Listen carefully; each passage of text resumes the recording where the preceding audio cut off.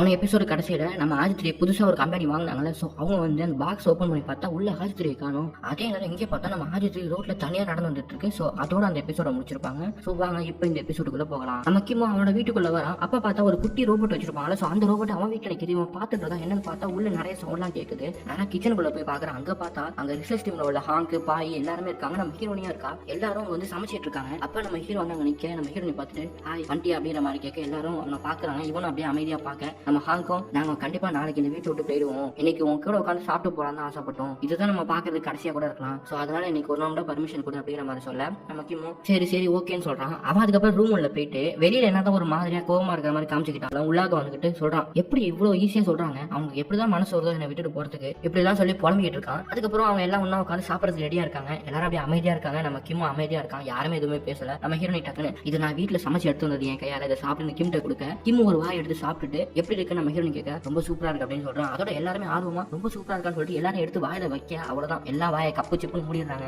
அதுல ஒருத்தவன் சொல்றான் நான் வேணா அவசரப்பட்டு நிறைய வாயில வச்சுட்டேனே, ஐயோ என்ன பண்றதுக்கா. இன்னொருத்தவன் ஹீரோ நீ எப்போ வந்து சமைக்க ஆரம்பிச்சிருக்க, இவன் இப்போ 2-3 நாளா தான் சமைச்சிட்டு இருக்கான்னு சொல்றா. அதோட கிம்மை பார்த்து உண்மையா நல்லா இருக்குதானே அப்படின்னு கேட்க கிம் நல்லா தான் இருக்கு, இருந்தாலும் இனிமே நானே சமைக்கிறேன், நீ கிச்சன் பக்கம் வந்துடாதுன்னு சொல்ல. அவ்வளவுதான். அப்புறம் எல்லாம் ஜாலியா சிரிச்சு பேசிட்டு இருக்காங்க. அதுக்கப்புறம் நம்ம கிம்மை பார்த்து என்ன மன்னிச்சிரு நான் தெரியாம பண்ணிட்டுன்னு சொல்லிட்டு எல்லாரும் சாரி சொல்லிக்கிறாங்க. நம்ம கிம்மு வந்து என்ன சொல்றேன்னு தெரியாம அவனும் அமைதியா இருக்கான். அதுக்கப்புறம் நிறைய விஷயத்த ஷேர் பண்றாங்க. நம்ம ஹாங்கும் சொல்றாரு இனிமே நாங்க வந்து உன்னை எப்போ பார்க்க போறோம்னு தெரியல, ஏன் பார்க்காம கூட போகலாம், அதனாலதான் இந்த ரோபோட்டை வந்து உனக்கு நான் கிஃப்டா கொடுக்குறோம். இது உனக்கு ரொம்பவே கம்பெனியா இருக்கும், நாங்க வந்து அப்கிரேட் பண்ணிருக்கோம். ஸோ இதோட பேட்டரி வந்து ரொம்ப நாளைக்கு நிற்கும், உன் கூட அது எப்போதுமே இருக்கும், உனக்கு ஒரு துணையா இருக்கும் அப்படிங்கிற மாதிரி சொல்றாங்க. நம்ம ஹீரோவும் அதுக்கப்புறம் ஒரு மாதிரி ஃபீல் ஆகி மனசு விட்டு பேச ஆரம்பிச்சிடறான். அவனுக்கு கண்ணுதான் காங்குது அவங்கள்ட்ட எல்லாத்தையும் பேசும்போது. அதோட சரி ஓகே கிளம்புனா அந்த ரிசர்ச் டீம் சொல்லும் போது நம்ம ஹீரோ கடுப்பாயிடுறான். இதுக்கு இப்படி வெளியே போறேன்னு சொல்றீங்க, தயவு செஞ்சு இங்கே இருங்க, என்னை விட்டு எங்கேயும் போகாதீங்க, இந்த வீட்டில் இருங்க அப்படிங்கிற மாதிரி சொல்ல. அதுக்கப்புறம் அங்க உள்ள எல்லாரும் ஓ அப்படியா சரி ஆமா வெளியில குளிராட்டி இங்கே இருந்துடலாம், கொஞ்சமா பீர் கிடைக்குமா சிக்கன் கிடைக்கும் அப்படின்னு சொல்லிட்டு அந்த ரிசர்ச் டீம்ல உள்ளவங்க பேச அவ்வளவுதான். நம்ம ஹீரோ சிரிச்சுக்கிட்டு என்கிட்ட அன்னைக்கு உள்ள மாதிரி எல்லாமே இருக்கு, இன்னைக்கு நம்ம என்ஜாய் பண்ணலாமா அப்படின்னு சொல்லிட்டு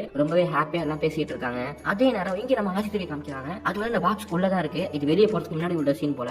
அதை அப்படியே ஸ்கேன் பண்ணிட்டு இருக்கு. அப்ப ஸ்ட்ரேஞ்சர்னு சொல்லிட்டு ஒரு போல்டர்ல வந்து இந்த 2 பேர் பேசினாங்கல்ல, நீ வந்து ஒரு பயங்கரமான வெப்பனா மாற போறேன்னு சொல்லிட்டு. சோ அந்த வீடியோ இருக்கு. பக்கத்திலே வந்து ஃபேமிலின்னு சொல்லிட்டு நம்ம ரிசர்ச் டீம் இருப்பாங்க அவங்களோட வீடியோ இருக்கு. அதுல வந்து ஆதித்ரி வந்து ரொம்பவே வந்து பாசமா பேசுறாங்க. சோ அந்த வீடியோ வச்சுட்டு இந்த ஸ்ட்ரேஞ்சர் வீடியோ டிலீட் பண்ணிட்டு செட் அஸ் பிரியாரிட்டின்னு சொல்லிட்டு இந்த ஃபேமிலி வீடியோ வச்சுக்குது. அதே நேரம் இங்க கிம்ம காமிக்கிறாங்க. அந்த 2 பேர் இருப்பாங்கல்ல அவங்க பெட்ல படுத்திருக்கு. அவங்களுக்கு போர்வையை போத்தி விடும் போது அதுல மொத்தம் வந்து அப்படியே தூக்க கலக்கதே அழுதுகிட்டு ஆதித்ரி என்ன மன்னிச்சிரு ஆதித்ரி நான் தெரியாம தப்பு பண்ணிட்டேன் நான் மன்னிச்சிருன்னு சொல்லிட்டு அழுதுட்டு இருக்கான். இதை பார்த்துட்டு அவனுக்கு ரொம்ப கஷ்டமா இருக்கு. சோ அதுக்கப்புறம் அப்படியே நடந்து போய் ஹாலில் பார்த்தா சோஃபால நம்ம ஹீரோனி படுத்திருக்கா. அவ பக்கத்துல போயிட்டு பார்த்தா அவ கையில அடிபட்டு இருக்கு. இந்த கையில பார்த்தா நிறைய வெட்டு காயெல்லாம் இருக்கு. அதெல்லாம் பார்த்துட்டு இவனும் அப்படியே ஃபீல் பண்ணிட்டு அவ கையை பிடிச்சிக்கிட்டு அவ நெத்தில உள்ள முடியெல்லாம் நகர்த்தி விட்டுட்டு அவளை பார்த்து ரசிக்கிட்டு இருக்கான். அப்படியே அவளும் அப்படியே கண்ணை திறந்து பார்க்க அவ கேட்கறா நீ ஏன் சோகமா இருக்க அப்படின்னு கேட்க நம்ம கிமு இல்ல நான் சோகமான இல்ல நான் ரொம்ப ஹாப்பியா தான் இருக்கேன் அப்படின்னு சொல்ல. இவன் உடனே சொல்றான் நீ சோகமா இருந்தாலும் ஹாப்பியா இருந்தாலும் எனக்கு நல்லா தெரிஞ்சிடும் உண்மையை சொல்லு அப்படின்னு கேட்க அவனும் ஆமா நான் சோகமா தான் இருக்கேன், நீ எனக்கு கிடைச்சிட்ட, ஆனா சண்டாமேரியா டீம் வந்து அவங்களோட ஆதித்ரியை இறந்துட்டாங்க அப்படின்னு சொல்லிட்டு ஃபீல் பண்ணி பேசிட்டு இருக்க. அவளும் எல்லாம் சரியாயிடும் அப்படிங்கிற மாதிரி அவனை அப்படியே ஹக் பண்ணி அவனுக்கு ஷோல்டர்ல தலைவி கொடுத்து அவனுக்கு ஆறுதல் சொல்லிட்டு இருக்கா.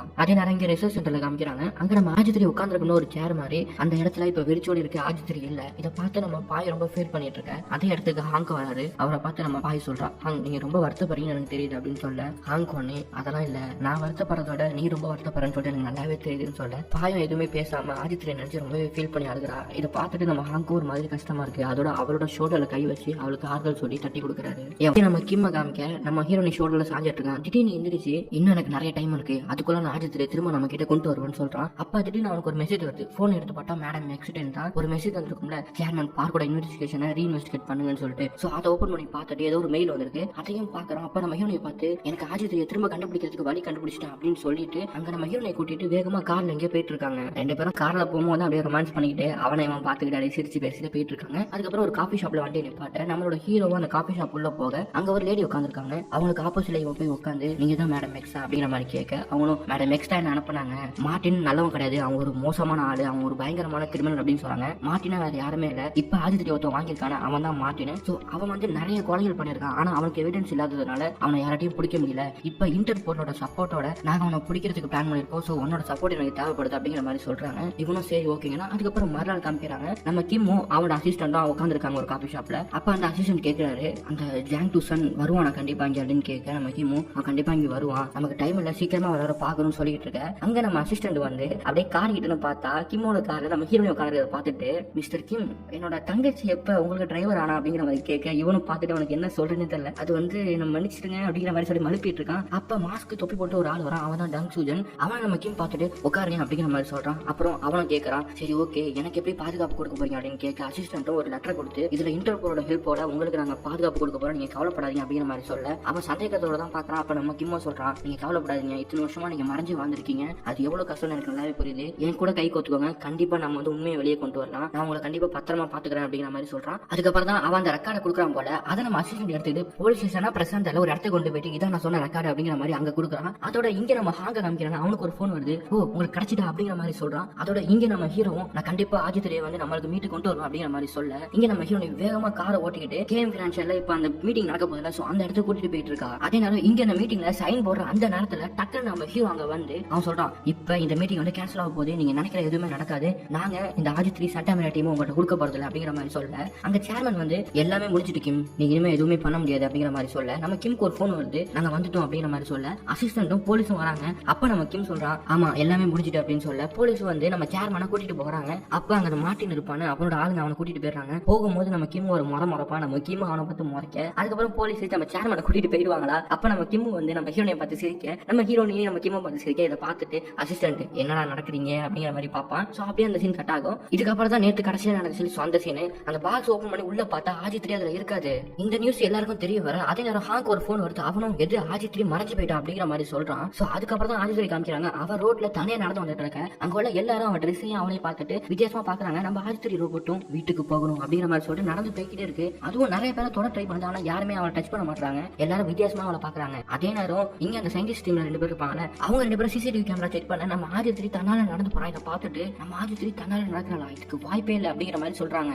அதுக்கப்புறம் இங்க நம்ம ஹீரோவும் ஹீரோனையும் ஆதித்ரி ரூட்டை தேடிட்டு இருக்காங்க. அசிஸ்டன்ட் வந்து போலீஸ் ஹெல்ப் மூலமா அவனும் சிசிடிவி யூஸ் பண்ணி தேடிட்டு இருக்கான். ஹாங்காங் தேடுறாரு, எல்லாருமே தேடிட்டு இருக்க. இங்க நம்ம ஆதித்ரி வந்து ஒரு சின்ன பெஞ்ச் மாதிரி இருக்கு. சோ அங்க ஒரு ஆள் உட்கார்ந்துருக்கான். அவன் வந்து பிச்சைக்காரன் போல. சோ அவனுக்கு பக்கத்துல போய் உட்காருது. சோ அப்ப அவன் சொல்றான், எனக்கு ரொம்ப நெருக்கமா இருக்கு, நீ இங்க உட்கார தள்ளி போன்னு சொல்ல ஆதித்ரியும் இது 3 பேர் உட்கார இடம், நான் உட்கார்ந்தா ஒன்னும் ஆகாது அப்படிங்கிற மாதிரி சொல்ல அவன் வந்து தள்ளி போ அப்படிங்கிற மாதிரி கத்துறான். லைட்டா நம்ம ஆதித்ரி அப்படியே நகர்ந்து போய் உட்காருது. அப்ப அவன் நம்ம ஆதித்ரியை பார்த்து என்ன பார்த்தா அவனுக்கு பயமா இல்லையா அப்படிங்கிற மாதிரி கேட்க நம்ம ஆதித்ரி அவனை அப்படியே ஸ்கேன் பண்ணிட்டு மனுஷங்களோட உருவத்தை வச்சு அவங்களை இடப்படக்கூடாது, நீயும் எல்லாரும் மாதிரி ஒரு மனுஷன் தானே அப்படிங்கிற மாதிரி சொல்ல அவனும் நானும் மனுஷன் தான் அப்படிங்கிற மாதிரி சொல்லிட்டு சரி அப்ப என் கையை தொடு அப்படிங்கிற மாதிரி சொல்ல ஆதித்ரி அதை பார்த்துட்டு உன் கை ரொம்ப அழகா இருக்குன்னு சொல்லிட்டு அவன் கையை பிடிக்க போக டக்குனு இவன் கையை எடுத்துறான். அவன் பார்க்கறான் ரொம்ப கோல்டா இருக்கு, நீ இந்த மாதிரி ட்ரெஸ் பண்ணிருக்க, நீ எதுக்கு இங்க உட்காந்துருக்க அப்படின்னு கேட்க நான் வீட்டுக்கு போகணும் அப்படின்னு சொல்ல இவன் உடனே வீடா அது எங்க இருக்கு, என்னோட ஃபேமிலி ஃப்ரெண்ட்ஸ் எங்க இருக்காங்களோ அதான் என் வீட்டுன்னு சொல்ல இவன் உடனே அவங்க எங்க இருக்கான்னு கேட்க நான் எனக்கு ரீசார்ஜ் பண்ணிப்பேன் பேட்டரியை, சோ அதுதான் என் வீட்டுன்னு திரும்ப சொல்றான். இவன் உடனே ஒண்ணுமே புரியாம யோசிச்சுட்டு இருக்கான். அவன் சொல்றான் ரொம்ப கூலிங் ஆயிடும், இருட்டுறதுக்குள்ள வீட்டுக்கு போ, இல்லைன்னா நீ என்ன மாதிரி ஆயிடும் அப்படின்னு சொல்ல அவனை பார்த்துட்டு ஒன்னு மாதிரி என்ன அர்த்தம் அப்படின்னு கேட்க எனக்குன்னு யாருமே காத்துக்கிட்டு இருக்க மாட்டாங்க, என்ன தேடி யாரும் வரவும் மாட்டாங்க,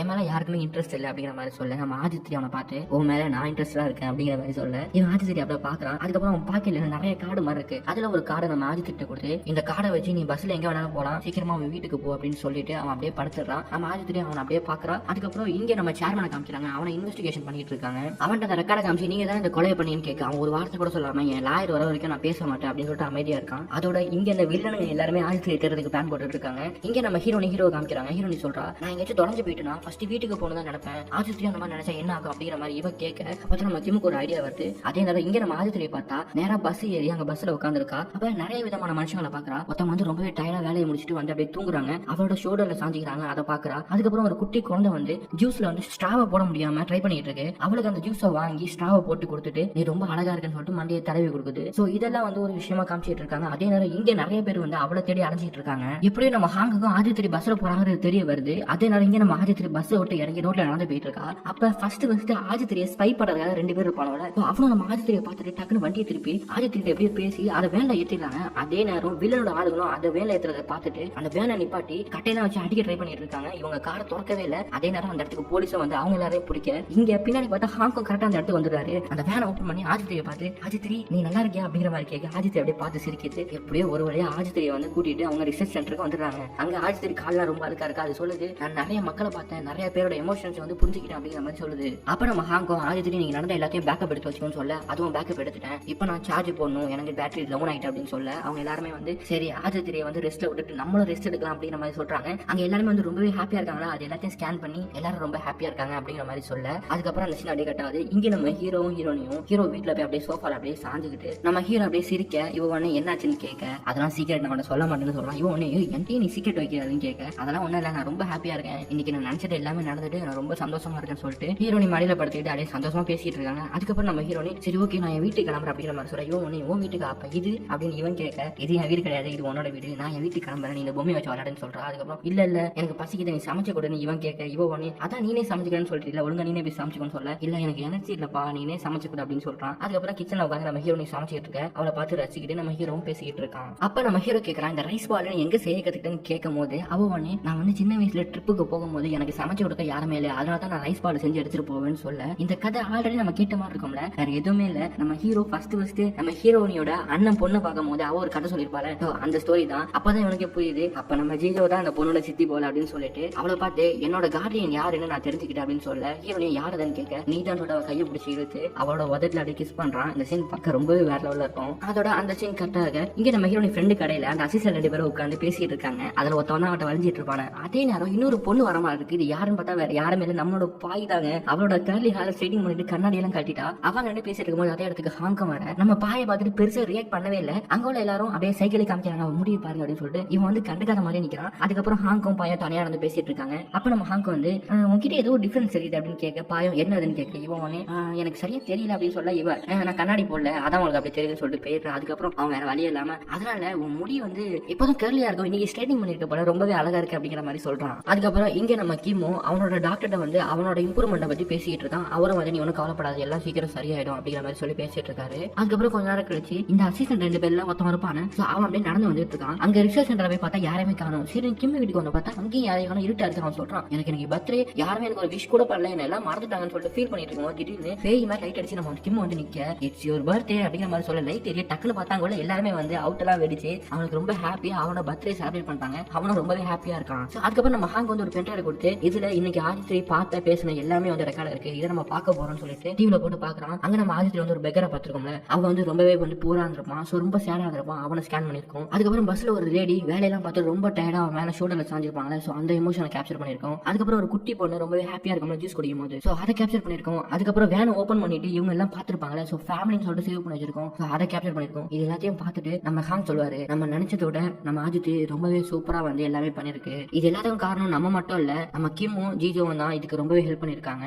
இப்ப இதுக்கான நேரம் வந்துட்டு ஆதித்ரியோட எல்லா வீடியோஸ் அண்ட் மெமரிஸ் எல்லாத்தையும் நம்ம டெலிட் பண்ண போறோம். அது மட்டும் இல்லாம ஆதித்ரியோட ஃபேஸையும் நம்ம மாத்த போறோம் அப்படிங்கிற மாதிரி சொல்ல எல்லாருக்கும் ரொம்ப கஷ்டமா இருக்கு. இருந்தாலும் நம்ம ஆதித்ரியோட ஃபேஸை மாத்திட்டாங்கன்னு வேற வழியே இல்லைன்னு சொல்லிட்டு எல்லாருமே ரொம்ப ஃபீல் பண்றாங்க. அதே நேரம் நம்ம ஹீரோக்கு வந்து ஒரு அலர்ஜி இருக்குன்றத சேர்மன் வந்து நியூஸ் எல்லாத்தையும் சொல்லிடுறாரு. சோ அர்ஜென்ட்டா ஒரு பயங்கரமான மீட்டிங் வைக்கிறாங்க. அப்ப நம்ம ஹீரோ அன்னைக்கு நைட்டே கிளம்பி அவனோட அந்த ஆபீஸ்க்கு போறான். அங்க உள்ள பார்த்தா எக்கச்சக்க பேர் வந்து பிரசிடென்ட் வந்திருக்காங்க. அப்ப நம்ம ஹீரோ உள்ள போயிட்டு அவன் எல்லாரையும் பார்த்து நான் தான் கேஎம் ஃபினான்ஷியலோட டைரக்டர், என்னோட பேரு கிம் இன்ஜூ, எனக்கு வந்து ஒரு கொடூரமான நோய் இருக்கு, மனுஷங்களை தொட்டா எனக்கு அலர்ஜி வரும் அப்படிங்கிற மாதிரி சொல்லி இந்த எபிசோட முடிக்கிறான்.